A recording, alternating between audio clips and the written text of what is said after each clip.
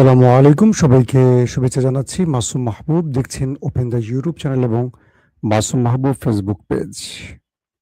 পৃথিবীর যে প্রান্ত থেকে যারা দেখছেন সবার জন্য শুভকামনা। ফ্রম পর্তুগাল, মুজিবুর পর্তুগাল থেকে দেখছেন না?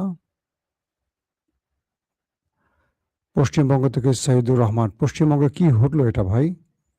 শুনলাম বিজেপি মুসলমানদের বাড়িতে হামলা করছে, মসজিদ মন্দিরের ব্যাপারে তারা কঠোর অবস্থানে যাচ্ছে। বিষয়গুলো একটু জানাবেন অবশ্যই। দর্শক, আজকে আপনাদের জন্য এই শুক্রবার বন্ধের দিনে বেশ ব্রেকিং খবর আছে, বেশ বড় বড় বিগ ব্রেকিং খবর আছে।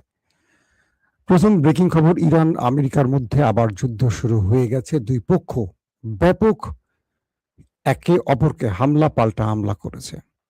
পাশাপাশি ডোনাল্ড ট্রাম্প কি বলেছে, ইরান কি বলেছে, পুরো যুদ্ধ পরিস্থিতিটা আমি আজকে আলোচনা করতে চাই।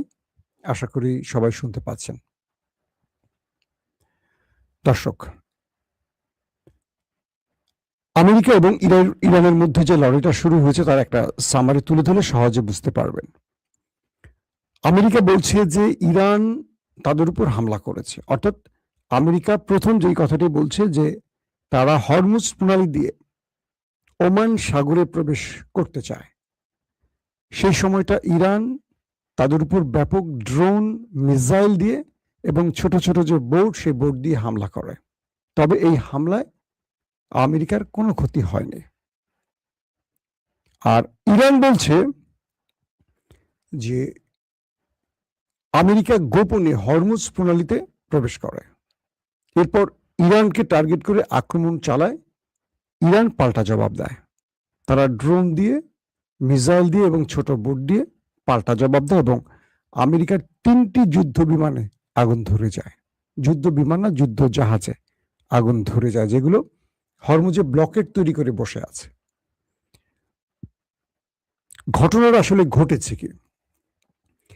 ইরানের হরমুজ প্রণালী, যেটা ইরানের হরমুজ প্রণালীর ইরানের সেন্টার, সেটাকে বলা হয় বন্দর আব্বাস। এই বন্দর আব্বাসে মার্কিন জাহাজ ঢুকে হামলা করেছে, এটা ইরান বলছে। আর ইরান যে দাবিটি করছে তার পরিপ্রেক্ষিতে আমেরিকা দাবিটা ঠিক উল্টো করেছে। তারা বলছে ইরান আমেরিকার যে জাসেফ বন্দরটি আছে, সেই বন্দরের কাছে এসে মার্কিন ওয়ারশিপে অ্যাটাক করেছে। এটি হলো আরব আমিরাতের একটি অঞ্চল এবং ইরানের যে ট্যাঙ্কারগুলো ছিল, সেই ট্যাঙ্কারে হামলার ঘটনার পরিস্থিতি, অর্থাৎ ইরানের যে ট্যাঙ্কার, সেই ট্যাঙ্কারে হামলার পরিস্থিতিতে ইরান পাল্টা জবাব দিয়েছে। এই জাসেফ বন্দরটি হলো পাকিস্তানের মোটামুটি কাছাকাছি একটি বন্দর, অর্থাৎ পাকিস্তানের যে সমুদ্র সীমাটি রয়েছে ইরানের সাথে, সেখানে আপনারা দেখবেন যে কয়েকটি বন্দরের মধ্যে একটি হলো চাবাহার বন্দর, একটি হলো গাবাজার বন্দর, পাশাপাশি রয়েছে জাসেফ বন্দর। এই বন্দরগুলো ইরানের খুব কাছাকাছি। ঠিক এই অঞ্চলে ইরান যখন তার তেলের ট্যাঙ্কার নিয়ে চলে আসে, তখনই আমেরিকা যেচে, মানে স্বপ্রণোদিত হয়ে হামলাটি করে। এটা হলো ইরান বলছে। গোপনে হরমুজে প্রবেশের সময় ইরান তাদের বাধা সৃষ্টি করে এবং তাতে করে ইরানের উপর হামলা করে। এটা হলো ইরানের রাষ্ট্রীয় গণমাধ্যমের বক্তব্য। আবার বন্দর আব্বাস থেকে আরো একটু ভিতরে আমেরিকা ইরানের আরো কয়েকটি টার্গেটে হিট করে। বলা হয় 6টি টার্গেটে হিট করে। কি করে? আমেরিকা। সেই টার্গেটের পরিস্থিতির আলোকে ইরান সেখানে 6-এর অধিক নিজের আবার পাল্টা ড্রোন অ্যাটাক এবং মিসাইল অ্যাটাক চালায় এবং সেই সময় সাগরে ব্যাপক ভারী অস্ত্র ব্যবহার করা হয়। দুই পক্ষের মধ্যে ভারী অস্ত্র ব্যবহার হয়, প্রচন্ড আওয়াজে সাগরে কাঁপাকাঁপি শুরু করে আর কি সবগুলো পক্ষ। একদিক থেকে আলোর ঝলকানি, আলোর শুধু ঝলকানি না, মিসাইল মারলে যে শব্দ বা আগুনের ফুলকি, এগুলো দেখা যায়, ধোঁয়া দেখা যায়। অর্থাৎ আমেরিকা গোপনে হরমুজে প্রবেশ করে ইরানকে একটা বড় ধাক্কা দিতে চায়, কিন্তু ইরান এত দ্রুত রিটালিয়েট করে, এত দ্রুত জবাব দেয়, এটা আমেরিকা বুঝতে পারে না। ইরান বলছে ইরানের পাল্টা জবাবের পর তারা সে অঞ্চল থেকে দ্রুত পালিয়ে যায়, কিন্তু পালিয়ে গিয়েও নিস্তার পায় না। ইরান পেছন থেকে তাদের আবার আক্রমণ চালায়। তার মানে রাতে হরমুজ দখলে আমেরিকা যে পরিকল্পনাটি করেছিল, ইরান সেটিকে ব্যর্থ করে দেয়। ইরানের আইআরজিসি বা তাদের নেভাল বা তাদের এয়ারফোর্স একসাথে প্রতি উত্তর দিয়ে তাদেরকে সেখান থেকে পালাতে বাধ্য করে। বলা হয়েছে ইসরায়েলের কয়েকটি গণমাধ্যম দাবি করেছে যে এই হামলায় আমেরিকা আর ইরানি জড়িত, এখানে ইসরায়েল জড়িত নয়। অর্থাৎ ইসরায়েল নিজেই বলছে যে এই হামলায় আমরা জড়িত হইনি, কোনো প্রকার আমাদের সম্পৃক্ততা নেই। এবং আমেরিকা বলছে তারা ইরানের বেশ কয়েকটি জাহাজে আক্রমণ করেছে, আর ইরান বলছে যে তারা আমাদের যে জাহাজগুলোতে আক্রমণ করেছে এগুলো প্রাইভেট জাহাজ ছিল, কিন্তু আমরা আমেরিকার যুদ্ধ জাহাজে আগুন ধরিয়ে দিয়েছি। কিন্তু আমেরিকা তাদের ক্ষয়ক্ষতি স্বীকার করছে না। এর আগেও আমেরিকা তাদের রণতরীতে যে আক্রান্ত হয়েছিল আব্রাহাম লিঙ্কনে, জেরার্ড আর ফোর্ডসে, একটা স্বীকার করেনি। পরবর্তী আমরা জেনেছি এগুলো গ্রিস বন্দরে গিয়ে চিকিৎসা নিয়েছে, অর্থাৎ মেরামতের কাজ এখনো চলছে। প্রায় 2 বছর এটা আউট অফ সার্ভিসে থাকবে। এই জাহাজগুলো এতটা ক্ষতিগ্রস্ত হয়েছিল ইরানের হামলায়। মার্কিন সেন্টকম তারা বলছে যে হরমুজ থেকে ওমান সাগরে ঢোকার সময়, অর্থাৎ মার্কিন ওয়ারশিপ হরমুজ থেকে যখন তারা ওমান সাগরে ঢুকতে চায় তখন ইরান হামলা করে। এটি হলো সেন্টকমের বিবৃতি। এবং তারা বলছে ইরান অনেক বড় হামলা করে, এটা মামুলি না, খুব বড় সড়ো হামলা করে। এবং যদিও তাদের ক্ষতি হয়নি, কিন্তু হামলাটি অনেক বড় ছিল। এবং তারা বলছে, সেন্টকম বলছে যে ইরান আমেরিকা যুদ্ধ করতে চায় না, এটা পিট হেগসেট নিজে বলছেন। এবং মার্কিন প্রশাসন বলছে তারা ইরানের সাথে এই মুহূর্তে যুদ্ধ করতে চায় না। কিন্তু এবিসি নিউজকে মার্কিন প্রেসিডেন্ট ডোনাল্ড ট্রাম্প বলছেন যে আমাদের মধ্যে, অর্থাৎ আমাদের সাথে ইরানের কোনো যুদ্ধবিরতি এখনো শেষ হয়নি, আমরা যুদ্ধবিরতির মধ্যে আছি, সিজফায়ার চলছে 2 দেশের মধ্যে। আর রাতে যা হয়েছে 2 দেশের মধ্যে এটা বড় কিছু না, এটা হলো ভালোবাসার ধাক্কা। এটা ডোনাল্ড ট্রাম্প বলছেন। ডোনাল্ড ট্রাম্পও কি আমার মতো গানটা লিখবে কিনা বুঝতেছি না, লক্ষণ তো সেরকমই হচ্ছে। ডোনাল্ড ট্রাম্প এবিসি নিউজকে বলছেন, মার্কিন এবিসি নিউজকে টেলিফোন করছে সাংবাদিক ট্রাম্পের বক্তব্য নেওয়ার জন্য। তখন তিনি বলছেন যে যা কিছু হয়েছে 2 দেশের মধ্যে এটি হলো ভালোবাসার ধাক্কা, আমাদের যুদ্ধবিরতি ভেঙে পড়েনি, এখন আমরা যুদ্ধবিরতির মধ্যে রয়েছি।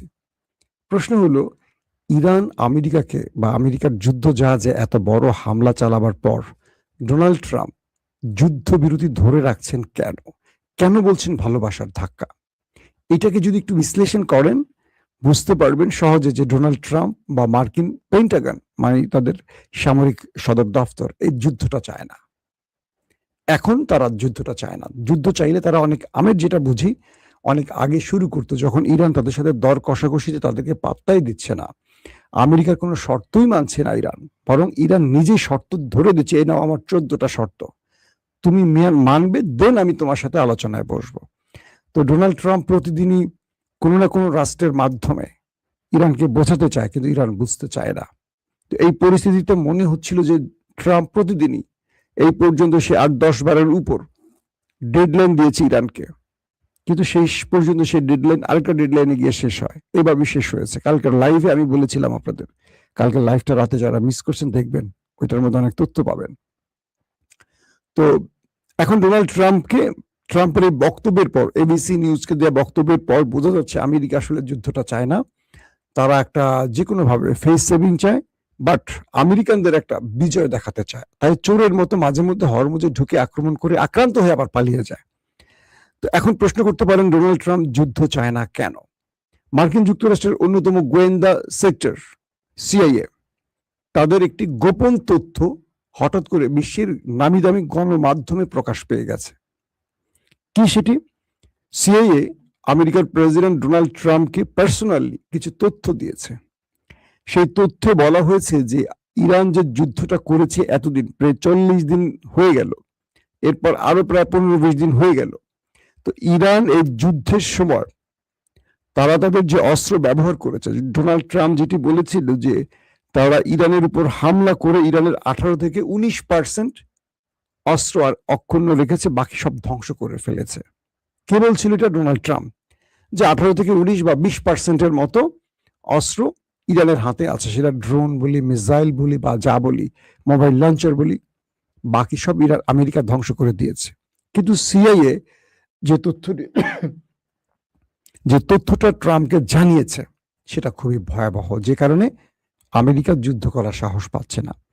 সে তথ্যে বলা হচ্ছে যে ইরান এ যাবৎ তার অস্ত্রাগার থেকে যা যা ব্যবহার করেছে, এর মধ্যে তার যে মোবাইল লঞ্চার আছে, মোবাইল মিসাইল লঞ্চার, আপনারা দেখেন না যে ইরান বিভিন্ন জায়গা থেকে মিসাইল গুলো মারছে, দেখেন তো।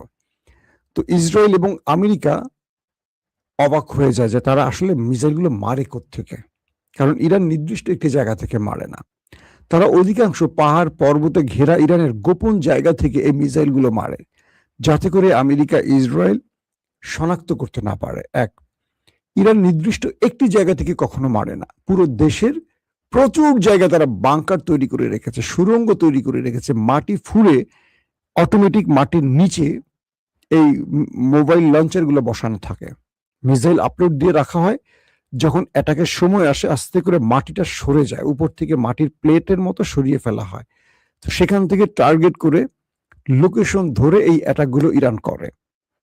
এতে করে স্যাটেলাইট ইমেজ পরীক্ষা চালিয়ে আমেরিকা ইসরায়েল খুব একটা শনাক্ত করতে পারে না যে ইরান কোত্থেকে মারছে। আর যেহেতু ইরান রাষ্ট্রটা অনেক বড়, ইরান এখানে এই কৌশলগুলো বারবার নিচ্ছে বলেই আমেরিকা এই কৌশলের কাছে বারবারই মার খাচ্ছে এবং ইসরায়েলও মার খাচ্ছে। তো সিআইএর যে তথ্য সেখানে বলা আছে যে তাদের যে মোবাইল লঞ্চার গুলো আছে, মোবাইল মিসাইল লঞ্চার, প্রায় 75% এখনো ইরানের হাতে আছে। অর্থাৎ এতদিন ধরে ইরান যে লড়াই করেছে তাতে করে তাদের যে মোবাইল মিসাইল লঞ্চার যেখান থেকে মিসাইল মারা হয়, এর মধ্যে প্রায় 75% এখন অক্ষুণ্ণ আছে, ইরানের কাছেই আছে। মাত্র 25% ধ্বংস হতে পারে। এই যে আমেরিকা ইসরায়েল বোম্বিং করছে হাজার হাজার, মাত্র 25% ধ্বংস করতে পেরেছে, 75% এখনো ঠিক আছে, অক্ষুণ্ণ আছে, ইরানের হাতে আছে। এবং সিআইএর সেই গোপন তথ্যে আরেকটি তথ্য বলা হয়েছে, ইরানের হাতে যে মিসাইল এবং ড্রোন আছে এর মধ্যে 70% এখনো ঠিক আছে ইরানের হাতে, মাত্র 30% তারা ব্যবহার করেছে, 70% ইরানের হাতে আছে। এই তথ্যটা আমেরিকার প্রেসিডেন্ট ডোনাল্ড ট্রাম্পের কাছে আছে। ট্রাম্প যে তথ্যটি দিয়েছেন না যে মাত্র ইরানের হাতে 20% আছে, মূলত ট্রাম্প সবসময় রিভার্স করেন, অর্থাৎ সিআইএ তাকে যে তথ্য দিয়েছে যে 70% বা 75% আছে, আমেরিকা বলছে, ট্রাম্প বলছে যে 70-75% শেষ হয়ে গেছে, ধ্বংস করে দিয়েছে। মূলত সিআইএর তথ্যটা ছিল উল্টা, আর আমেরিকার প্রেসিডেন্ট জাতিকে জানিয়েছে, পৃথিবীকে জানিয়েছে ভুল উল্টো করে। তো এই খবরটি যাদের কাছে আছে যে ইরানের 70-75% মিসাইল লঞ্চার বা মিসাইল ড্রোন হাতে থাকে, তাহলে তার সাথে আমেরিকা আবার একটা যুদ্ধ করবে। এই যুদ্ধটা করার কি সাহস তারা করবে? কোনোভাবেই করার কথা নয়। সবকিছু মিলে আসল তথ্যটা হলো এখানেই যে ইরান এবং আমেরিকার মধ্যে হরমুজ ঘিরে যে আক্রমণটা শুরু হয়েছে, এই আক্রমণটা আপাতত যদি থেমে যায় ভালো, অথবা এই আক্রমণটা যদি যুদ্ধ পরিস্থিতি আবারও তৈরি করে, যুদ্ধ পরিস্থিতি কিন্তু কাল রাতে হয়েছে, দুই পক্ষের মধ্যে ভারী অস্ত্র ব্যবহার হয়েছে এবং দুই পক্ষের মধ্যেও ক্ষয়ক্ষতির পরিমাণ না বললেও হয়েছে এটা ধারণা করা হচ্ছে। তো শেষ পর্যন্ত ইরান যে শক্ত পাল্টা প্রতিরোধ করেছে আমেরিকার উপর, এতে করে আমেরিকা সেখান থেকে লেজ গুটিয়ে পালালেও তারা আরেকটা জবাবের অপেক্ষা করছে। এখন দেখার বিষয় যে যুদ্ধটা আবার বড় আকারে ছড়িয়ে পড়ে কিনা। কিন্তু ইন্টারেস্টিং তথ্যটা হলো ইসরায়েল তার গণমাধ্যমে তাড়াতাড়ি করে বলছে যে এই হামলা কিন্তু আমি নাই বাবা, ইরান তুমি কিন্তু আমাকে মেরো না, তুমি এমনি মেরে আমাকে মোটামুটি কোমর ভেঙে দিয়েছো, আমার পুরো শহরটাকে যেটা সাজিয়েছি আমি যুগের পর যুগ ধরে তুমি লন্ড ভন্ড করে দিয়েছো, আমি কিন্তু তোমার এই হামলায় জড়িত না, এটা শুধু আমেরিকাই করছে। তবে আমি একটু লেবাননে কম বেশি মারি, লেবাননটা আমার টার্গেট, বাট তুমি ইরান আগায় আসো না, আমাকে মাইরো না। বিষয়টা হলো এরকম আর কি। তো এই পরিস্থিতির মধ্যে আমরা কি বলবো, সকালে আপনাদের রাতে খবর দিলাম সিজফায়ার চলছে, ট্রাম্প আলটিমেটাম দিচ্ছে বা ডেডলাইন দিচ্ছে, রাতের মধ্যেই খবর পেয়ে গেলাম যে আবার হামলার ঘটনা ঘটে গেছে। ট্রাম্প এখন কি বলছেন, কি করছেন বলা মুশকিল। প্রত্যেকে ভালো থাকবেন। আল্লাহ হাফেজ।